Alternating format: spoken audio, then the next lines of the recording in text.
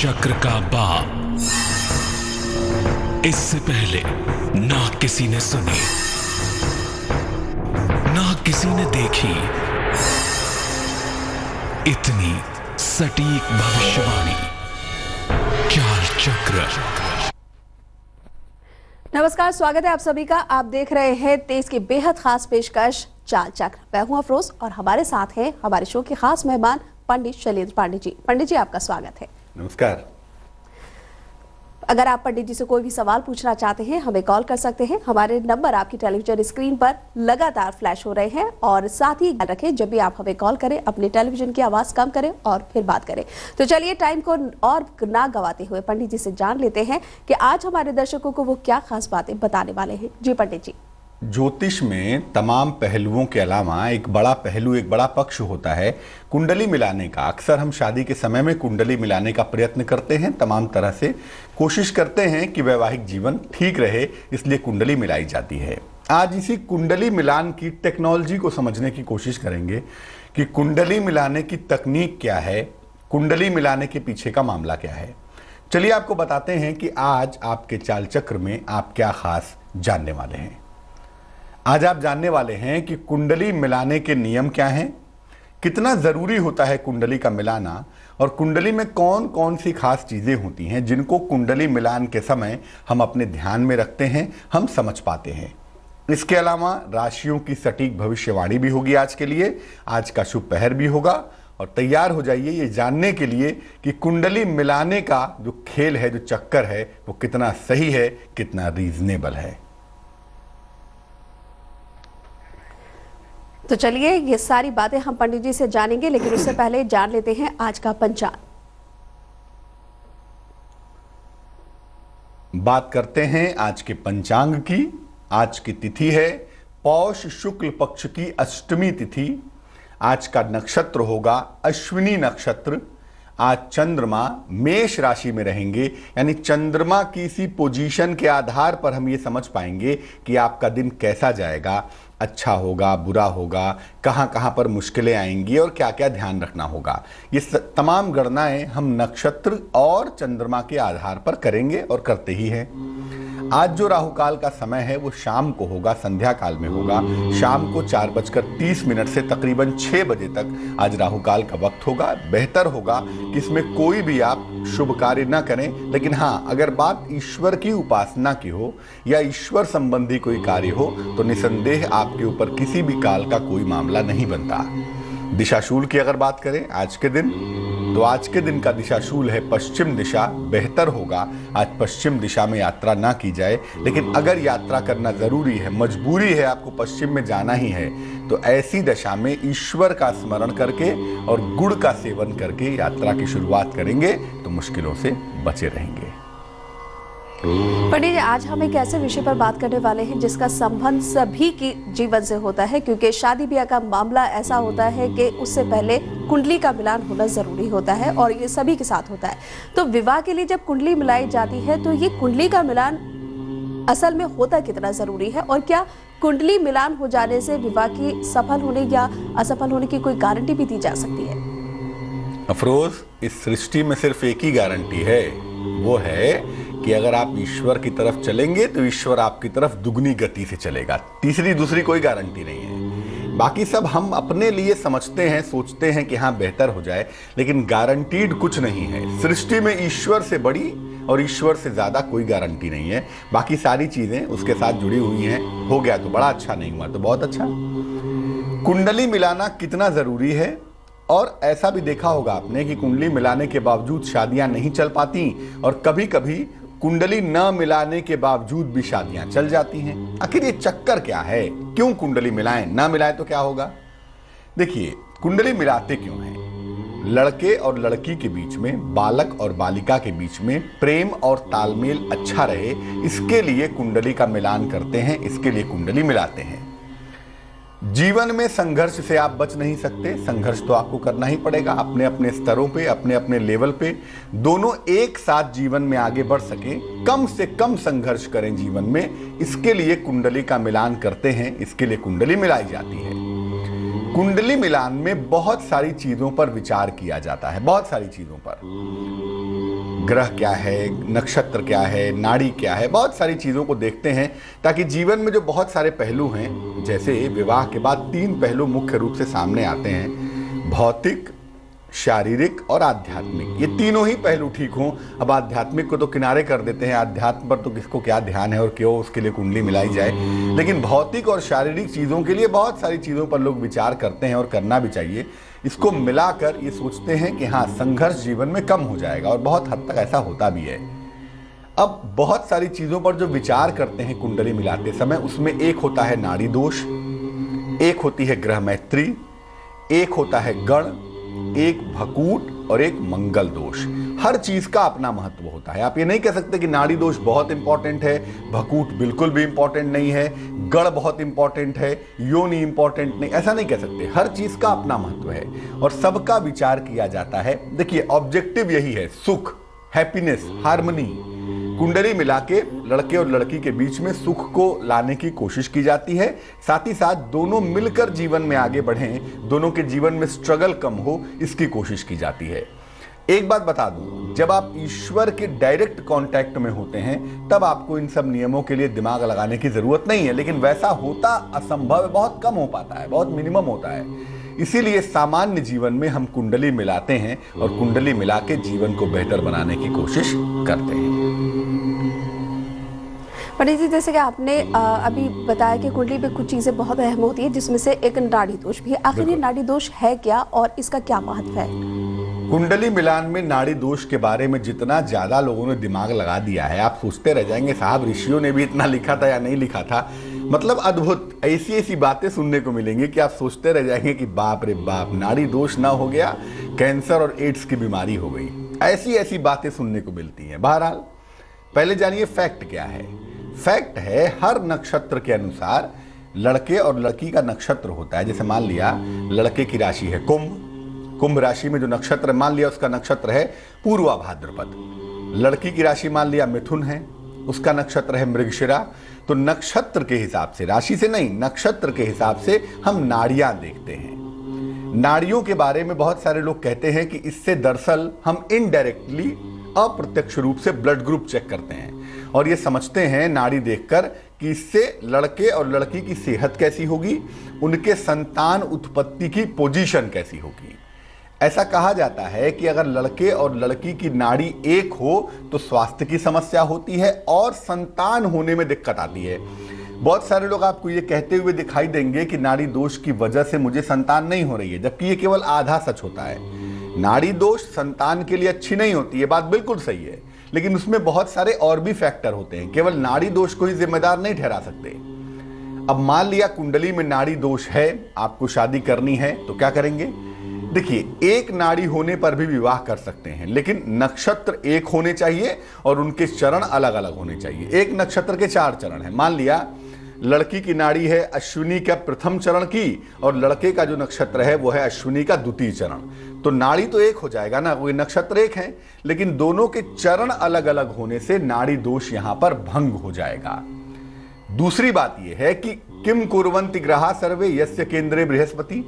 अगर वर और कन्या दोनों का बृहस्पति अच्छा हो, बृहस्पति संतान कारक भी होता है, विवाह के सुख का स्वामी भी होता है, तो अगर लड़के और लड़की दोनों का जुपिटर बहुत अच्छी पोजीशन में हो तब भी नाड़ी दोष की चिंता नहीं करनी चाहिए। तो केवल कुंडली खोला और दिमाग लगाया अच्छा नाड़ी दोष है, शादी मत करो, एकदम से तुरंत रिएक्ट मत करिए। समझिए पहले नाड़ी दोष की इंटेंसिटी क्या है और ये देखिए कि दोनों का बृहस्पति कैसा है। अगर संतान भाव ठीक है, अगर बृहस्पति ठीक है, तो नाड़ी दोष होने के बावजूद भी आप शादी कर सकते हैं। और कभी ये मत समझिए कि केवल नाड़ी दोष की वजह से संतान नहीं होती है, बहुत सारे फैक्टर और भी होते हैं। खासतौर से बृहस्पति ऐसा होता है जो संतान उत्पन्न करने में दिक्कत पैदा करता है। बिल्कुल पंडित जी, जब कुंडली मिलान होता है तो उसमें मंगल का बहुत बड़ा रोल लोग मानते हैं, तो ये मंगल का रोल आखिर है क्या कुंडली मिलान के अंदर, और क्या इसके दोष हो जाने से मंगल के अगर कोई भी दोष होता है तो उससे हमारे जीवन पर, मतलब लड़की और लड़के को जब कुंडली मिलाई जा रही है तो उस पर कोई असर पड़ता है क्या? कुंडली मिलान के बाजार में सबसे बड़ा दुकानदार है, उसका नाम है मंगल दोष। शादी नहीं करनी है, आंख बंद करके कह देते हैं लोग मंगल दोष है। लड़की तो घनघोर मांगलिक है, लड़के की कुंडली में तो डबल मंगल है, ट्रिपल मंगल है। अरे भैया, ऐसे ऐसे कॉन्सेप्ट आ गए हैं कि आप सोचते ही रह जाएंगे। कुछ लोग तो ये भी कहते हैं कि अच्छा, लड़का आंशिक मंगली है, लड़की पूर्ण मंगली है। अब वाराह मिहिर से पूछिए कि उन्होंने अपनी किताब में कहाँ लिखा है कि आंशिक मंगली है, कि पूर्ण मंगली है, कि डबल मंगली है, ट्रिपल मंगली है, क्या ये सब। बेसिकली आदमी या तो मंगली होता है या तो नहीं होता है, सीधी सीधी बात। आंशिक मंगली है, पूर्ण मंगली है, बकवास है ये सब। दूसरा, डबल मंगलिक है, ट्रिपल मांगलिक है, ये सब ऐसा कोई कॉन्सेप्ट कम से कम जो एंशियंट टेक्स्ट है उसमें कहीं नहीं लिखा हुआ है। मंगल दोष को लेकर शादियां सबसे ज्यादा टूटती हैं, सबसे ज्यादा रिजेक्ट करते हैं लोग, और जानते ही नहीं क्यों कर रहे हैं। अच्छा, लग्न में चौथे, सातवें, आठवें, 10वें मंगल बैठा है, शादी मत करो, मंगल ही है। मंगल की इंटेंसिटी क्या है, मंगल कहता क्या है, वो तो समझिए। केवल एक मोटी सी बात समझ के आपने कह दिया कि साहब कुंडली में मंगल दोष है, हम शादी नहीं करेंगे, ये कोई बात नहीं है। आप ये कह के अपनी जिम्मेदारी से नहीं भाग सकते कि आप मंगल देख ली शादी नहीं करेंगे। आप समझिए तो, आप जानते तो है नहीं मंगल के बारे में कुछ, केवल मंगल दोष कह के भाग लेते हैं। बहरहाल आपको बताते हैं मंगल दोष का सच क्या है। कुंडली में जब मंगल विशेष स्थान पर बैठता है तो मंगल दोष पैदा होता है। जैसे पहले, चौथे, 7वें, 8वें और 12वें इन भाव में अगर मंगल हो तो कुंडली मांगलिक होती है। अब ऐसी दशा में कहा यही जाता है कि भाई लड़के और लड़की दोनों को मांगलिक होना चाहिए ताकि शादी ठीक चल सके। ऐसा इसलिए कहते हैं क्योंकि मंगल रिश्तों को सेंसिटिव कर देता है, मंगल रिश्तों की सेंसिटिविटी पैदा करता है। अब दोनों जब मांगलिक होंगे तो दोनों रिश्तों को निभाने की समझ रखेंगे, जीवन ठीक चलेगा। लेकिन ये मरने जीने का सवाल हर मामले में पैदा नहीं होता। कहा यह जाता है कि अगर एक की कुंडली में मंगल दोष हो तो दूसरे में उसका निवारण जरूर होना चाहिए, और ऐसा होना भी चाहिए। कभी कभी मंगल दोष इतना खतरनाक होता है कि दोनों व्यक्तियों के तालमेल काफी बिगड़ जाते हैं। लेकिन यह मत समझिए कि अगर एक आदमी मांगलिक है दूसरा मांगलिक नहीं है तो एक आदमी मर जाएगा। ऐसा होता ही नहीं, हर बार तो बिल्कुल नहीं होता, करोड़ों में किसी एक में ऐसा होता है। इसीलिए मंगल दोष को लेकर परेशान मत होइए। पहले तो देखिए कि मंगल की इंटेंसिटी क्या है। दूसरा ये देखिए कि दोनों की कुंडलियों में मंगल के जो काउंटर बताए गए हैं कि मंगल दोष कब बनेगा कब नहीं बनेगा, ये कितना सही है, कितना रीजनेबल है। अब मान लिया कि शादी हो गई या शादी होने की स्थिति आ रही है, लड़का मांगलिक है लड़की मांगलिक नहीं है, शादी कैसे करें। मन में तो वहम भरा हुआ है कि साहब शादी कर लेंगे तो ये मर जाएगी वो मर जाएगा, तो क्या करना चाहिए। ऐसी दशा में मंगल दोष की शांति के लिए सबसे उत्तम होता है हनुमान जी की पूजा करना। अगर एक आदमी की कुंडली में मंगल दोष है दूसरे में नहीं है तो जिसकी कुंडली में मंगल दोष है वो हनुमान जी की उपासना करे। और हनुमान जी का मतलब होता है भक्ति, भक्ति करे ईश्वर की। हनुमान जी की उपासना करने से, भक्ति के मार्ग पर चलने से ये दोष भंग हो जाता है। और दूसरा, अगर ये दोष ज्यादा परेशान कर रहा हो, तालमेल अधिक बिगाड़ रहा हो, तो जिसकी कुंडली में मंगल दोष होगा वो मंगलवार का उपवास रखेंगे और सुंदर कांड का पाठ करेंगे। इससे निसंदेह लाभ होगा। बिल्कुल पंडित जी, मंगल दोष को लेकर तो बहुत सारी लोगों के अंदर डर बैठे रहते हैं। लेकिन पंडित जी एक चीज यहाँ पे आपसे जानना चाहूंगी कि अगर किसी का लड़की मांगलिक है और लड़का भी मांगलिक है तो इन दोनों के जो मंगल देखे जाएंगे वो कौन से भाव में होने चाहिए, जो कि अगर इनकी शादी हो दोनों मांगलिक की तो वो कामयाब हो। गहन सवाल है अफरोज आपका। दूसरा मैं बता दूं कि दोनों अगर मांगलिक हैं तो हम शादी कर सकते हैं, लेकिन जो आप जिस मिलापक की आप बात कर रही हैं वो भाव मिलापक है। भाव मिलापक एक्चुअल मिलापक होता है, लेकिन भाव मिलापक जानने वाले और अप्लाई करने वाले रेयर ऑफ द रेयरेस्ट हैं।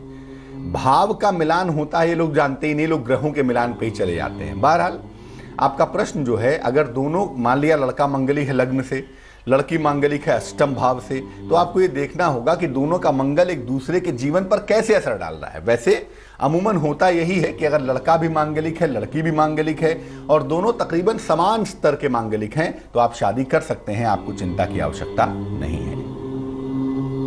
पंडित जी, आपने कुंडली में एक भकूट की भी बात की है, ये भकूट क्या चीज है? भकूट क्या होता है? राशियों का आपसी संबंध और वर और कन्या, लड़के और लड़की के स्वभाव का मिलान, ये भकूट होता है।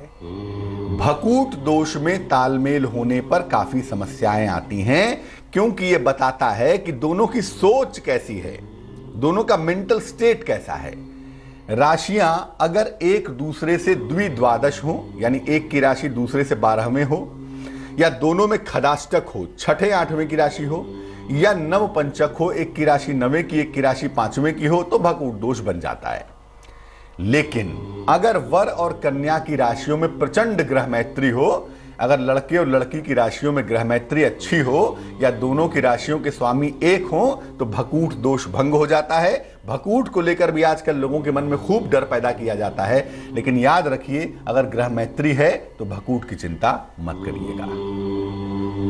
बिल्कुल पंडित जी, अगर कुंडली की इन जनरल हम बात करें कि कुंडली के सारे गुण मिलाए जाते हैं, तो कम से कम कितने गुण मिलने चाहिए दोनों लड़की और लड़के का?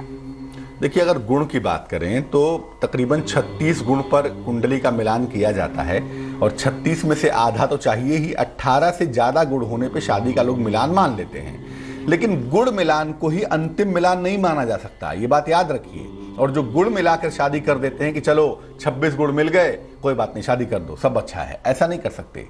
हमेशा याद रखिए कि अलग अलग चीजों को समझिए। गुण मिले ना मिले मैं उससे बहुत इत्तेफाक नहीं रखता, लेकिन ग्रह मैत्री का होना सबसे ज्यादा इंपॉर्टेंट है। ग्रह मैत्री अगर नहीं है तो कुंडली में बाकी चीजों को आप मिलाते रहिए, दिमाग लगाते रहिए, कुछ नहीं होगा।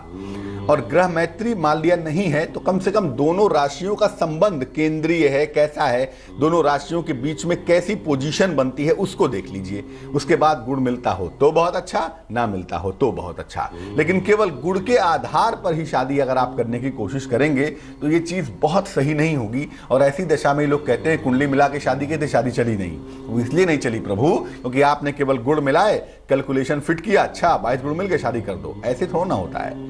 केवल गुण मिला के शादी करना एक मूर्खता की बात है, और ऐसी मूर्खता में हम सबको नहीं पड़ना चाहिए। चलिए पंडित जी, ये तो बात हुई गुणों की, अब गढ़ की भी बात कर लेते हैं। गढ़ कितना इंपॉर्टेंट होता है किसी की भी कुंडली में? देखो अफरोज, अलग अलग नक्षत्रों के अलग अलग गढ़ होते हैं। जैसे नक्षत्रों की नाड़ियां अलग होती हैं, नक्षत्रों की योनि अलग होती है, नक्षत्रों के वश्य अलग होते हैं, नक्षत्रों का स्वभाव तत्व एलिमेंट अलग होता है, वैसे ही नक्षत्रों के अलग अलग गढ़ होते हैं। 3 गण की कुल बात की जाती है।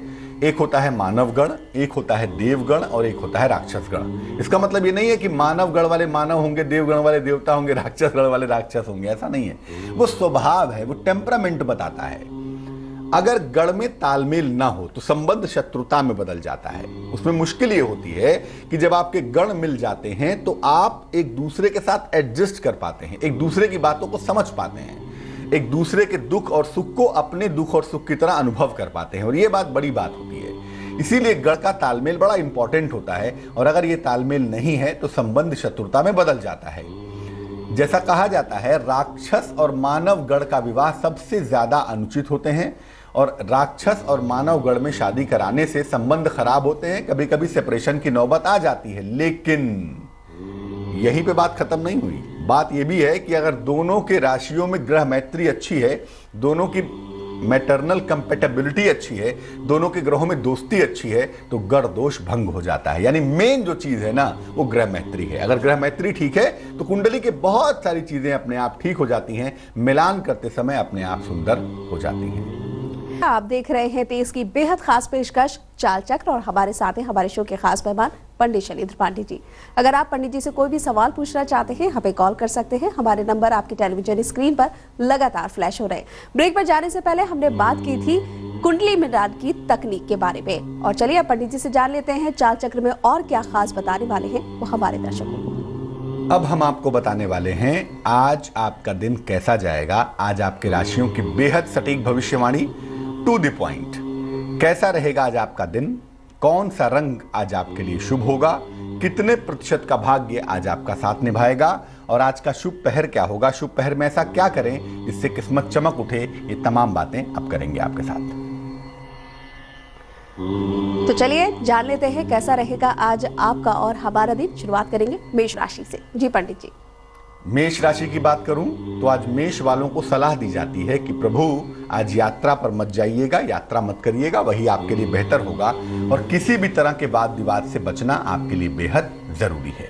आज धन का लाभ होता हुआ दिखाई देता है, और फाइनेंशियली आप इंप्रूव करेंगे, इसमें कहीं कोई दो राय नहीं है। शुभ रंग आज के लिए पीला है आपका, और भाग्य आपका साथ निभाएगा तकरीबन 67%। वृष राशि, वैवाहिक जीवन में सुधार होता हुआ दिखता है। मैरिटल लाइफ, आपसी तालमेल बहुत सुंदर हो जाएंगे। नौकरी में इंप्रूवमेंट भी होगा, नौकरी में बेहतरी भी होगी और हो सकता है कोई संपत्ति खरीदे, कोई प्रॉपर्टी खरीदे, उस दिशा में कुछ कोशिश करें और वो कोशिश आज सफल हो सकती है।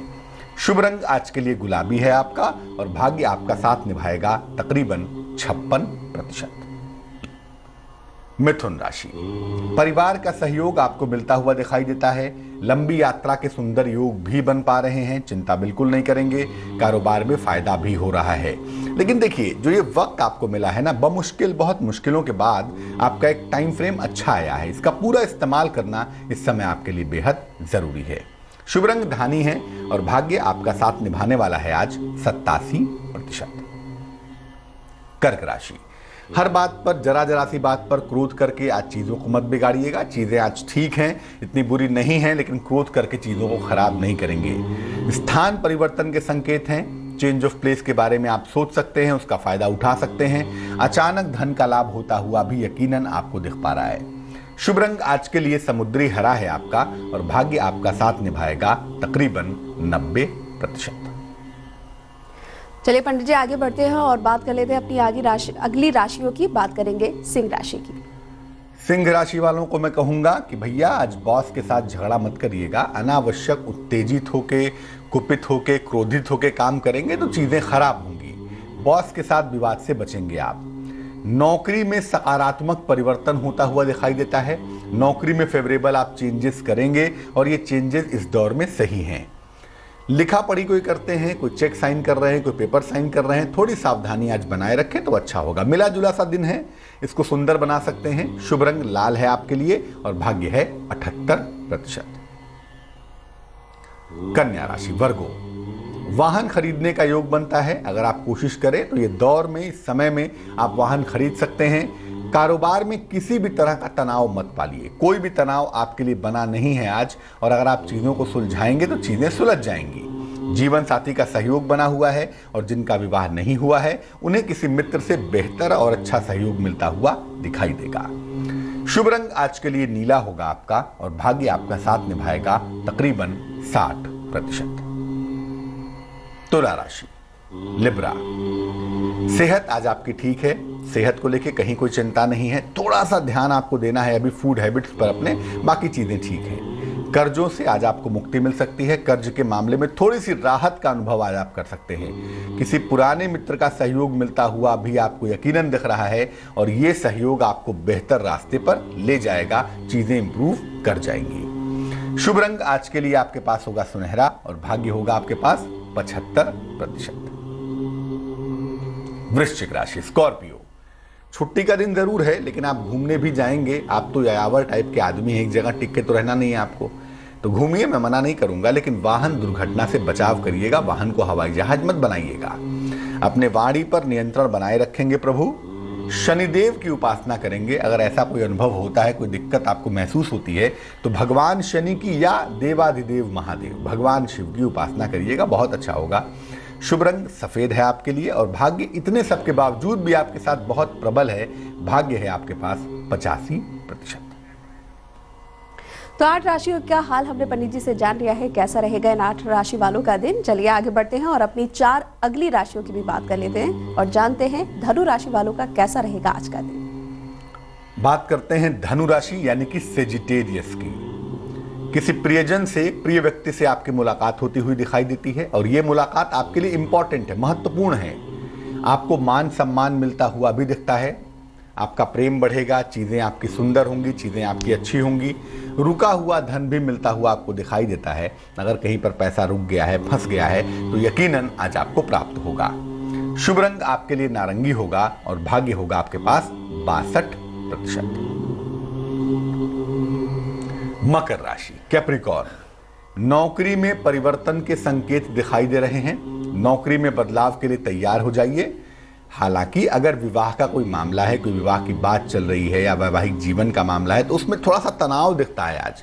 आज जरा संयम से काम लेंगे। किसी भी चीज को लेके एग्रेसिव मत होइएगा, वरना रिश्तों के बनने में सालों लगते हैं और टूटने में चंद मिनट लगते हैं। शुभ रंग आज के लिए क्रीम होगा आपका और भाग्य आपका साथ निभाएगा 55%। कुंभ राशि, कोई मुकदमा है, कोई विवाद है, आप आगे बढ़ के सुलझाएंगे उसको, और बहुत अच्छी बात है, आज मुकदमों में विवाद में समझौता होता हुआ दिखाई देगा। जीवन में मधुरता आने के संकेत भी दिख रहे हैं। जीवन में आपकी मधुरता आएगी। कारोबार में, बिजनेस के मामले में आपको लाभ होता हुआ भी दिखाई देगा। शुभ रंग आज के लिए होगा आसमानी, और भाग्य आपका साथ निभाएगा तकरीबन 76%। मीन राशि, अगर निसंतान हैं या संतान प्राप्ति के लिए प्रयास कर रहे हैं तो ये वो दौर है जब आपको संतान की प्राप्ति आसानी से हो सकती है, क्योंकि बृहस्पति इस दौर में फिलहाल वक्री हैं, रेट्रोग्रेडेड हैं। संतान का योग बनता है आपके लिए। वाहन का सुख मिलता हुआ भी दिखाई देता है, लेकिन इस समय में आपको आंखों की समस्या से बचना है। आईसाइट के मामले में लापरवाही नहीं करेंगे। शुभ रंग आपका जामुनी होगा, और भाग्य आपका साथ निभाएगा तकरीबन 50%। तो चलिए अब अपने कॉलर्स की कॉल लेने का सिलसिला भी शुरू करते हैं। जमशेदपुर से दिलीप हमें कॉल कर रहे हैं, उनसे बात करते हैं। दिलीप, क्या पूछना चाहते हैं आप पंडित जी से?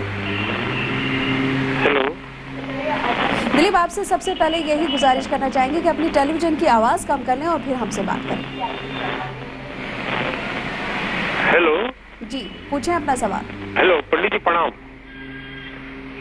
हेलो जी जी, पूछें अपना सवाल, हम सुन पा रहे हैं आपको। अच्छा, मैं मेरे लड़के के बारे में पूछना चाहता हूँ। उसका जन्म 10 अगस्त 1990 और दोपहर में 3:10 पे जन्म है। और उसकी दिलीप जी, सवाल पूछें, क्या पूछना चाहते हैं? बेटी की समस्या और क्या है? धनु लगन की कुंडली है।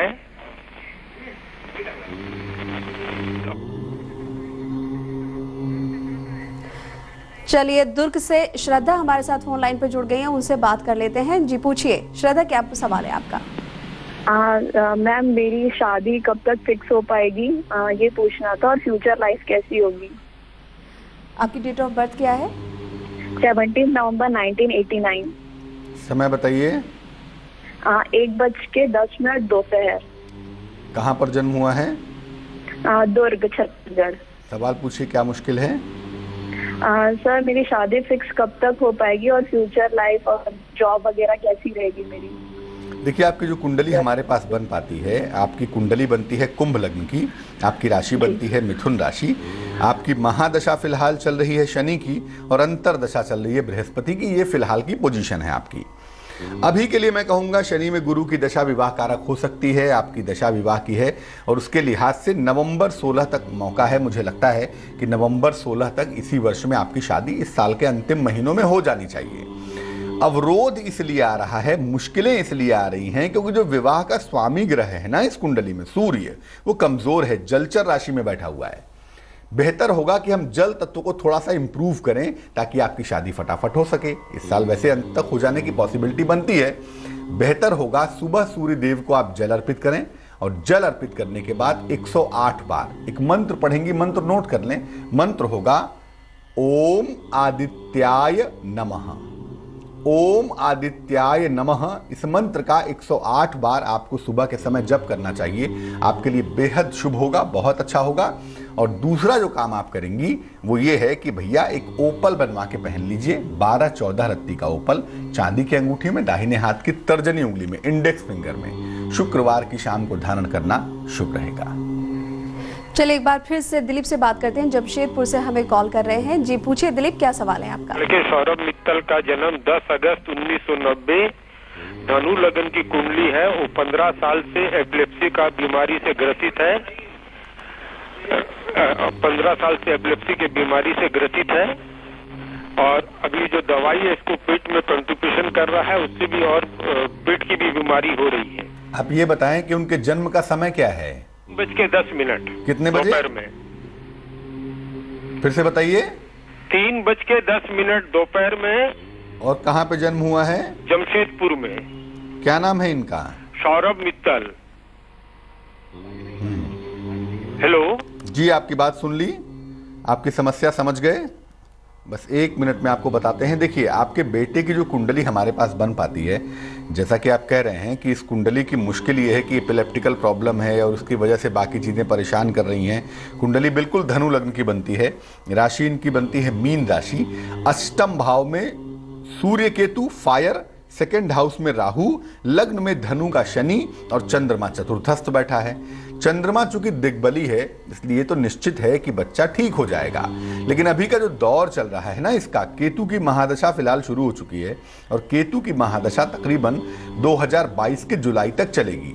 जो ज़्यादा मुश्किल समय है ना, वो अभी 1 साल तक दिखता है। जून 2017 तक हम ये कहेंगे कि इनके स्वास्थ्य का ध्यान रखना चाहिए। जून 2017 के बाद से चीज़ें इंप्रूव करना शुरू कर देंगी। एक तो एपिलेप्टिकल प्रॉब्लम के पीछे चंद्रमा के अलावा शनि और सूर्य भी कहीं ना कहीं होते ही हैं। तो मैं ऐसी दशा में कहूँगा कि आप या आपकी पत्नी में से कोई भी इस बच्चे के लिए नमः शिवाय का सुबह शाम जप करें, उससे फायदा होगा। और नमः शिवाय का जप करने के अलावा इस बच्चे को एक रूबी पहनाइए, माणिक्य, 4-5 रत्ती का माणिक्य तांबे की अंगूठी में, सीधे हाथ की अनामिका उंगली में, रिंग फिंगर में रविवार को सुबह धारण करवाना शुभ रहेगा। चलिए बेंगलुरु चलते हैं, वहां पर नीतीश हमसे बात करना चाहते हैं। पूछिए नीतीश, क्या सवाल है आपका? नीतीश, क्या मुझे सुन पा रहे हैं आप? लगता है नीतीश से बात नहीं हो पा रही है। पंडित जी, जैसा कि आपने अभी बताया कि हम ब्रेक पर जाने से पहले जैसे कि कुंडलियों की बात कर रहे थे और उसमें हमने ये जाना कि कुंडली मिलाने के लिए क्या क्या चीजें जरूरी होती हैं, और उसमें एक बहुत बड़ी बात जो निकल के आई थी जिसको लेकर अक्सर लोग परेशान होते हैं, वो मांगलिक को लेकर हम बात कर रहे थे। तो मांगलिक को लेकर क्या ये जरूरी होता है कि लड़की और लड़का दोनों ही मांगलिक हो तभी उनकी शादी कामयाब हो पाएगी, या मांगलिक लड़के की गैर मांगलिक लड़की से भी शादी हो सकती है? देखिए, अमूमन ऐसा नहीं होता है कि मांगलिक अगर कोई लड़का है तो उसकी शादी भी मांगलिक लड़की से तो अच्छा है, लेकिन गैर मांगलिक से भी शादी हो सकती है। उसके लिए बहुत सारे रूल्स बताए गए, बहुत सारे तरीके बताए गए कि अगर एक की कुंडली में मंगल है, दूसरे की कुंडली में फला ग्रह है तो मंगल दोष भंग हो जाएगा, या दूसरे की कुंडली में मंगल की इंटेंसिटी ऐसी है तो मंगल दोष भंग हो जाएगा। यानी आप केवल एक मोटे तौर पे देख के नहीं कह सकते कि अच्छा कुंडली मांगलिक है शादी मत करो, ऐसा नहीं कह सकते। आप चीज़ों को समझ कर कह सकते हैं। और बहुत बार ऐसा होता है कि एक पक्षकार मांगलिक होता है, दूसरा मांगलिक नहीं होता है, फिर भी जिंदगी चलती रहती है। तो वो समझना पड़ेगा कि भैया मंगल दोष की इंटेंसिटी क्या है। और बहुत बार ऐसा होता है जब एक आदमी मांगलिक हो, दूसरा आदमी मांगलिक ना हो, लेकिन कुंडली ठीक से मिलाई गई हो, तब भी शादी हो जाती है।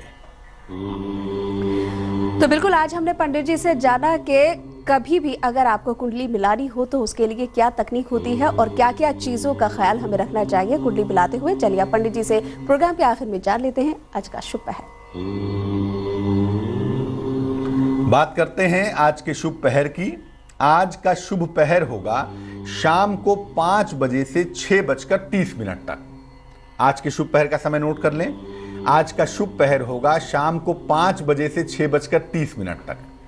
राहु काल 4:30 बजे से 6 बजे तक होगा। आप चिंता मत करिएगा इसकी। आप शुभ पहर का समय नोट कर लें। शाम को 5 बजे से 6:30 तक अष्टमी है, आज दुर्गाष्टमी है, इसलिए इस खास समय में अगर आप माँ दुर्गा को लाल फूल अर्पित करें तो बहुत अच्छा होगा। इससे आपका स्वास्थ्य अच्छा होगा ही होगा, आपकी दुर्घटनाओं से भी रक्षा जरूर होगी।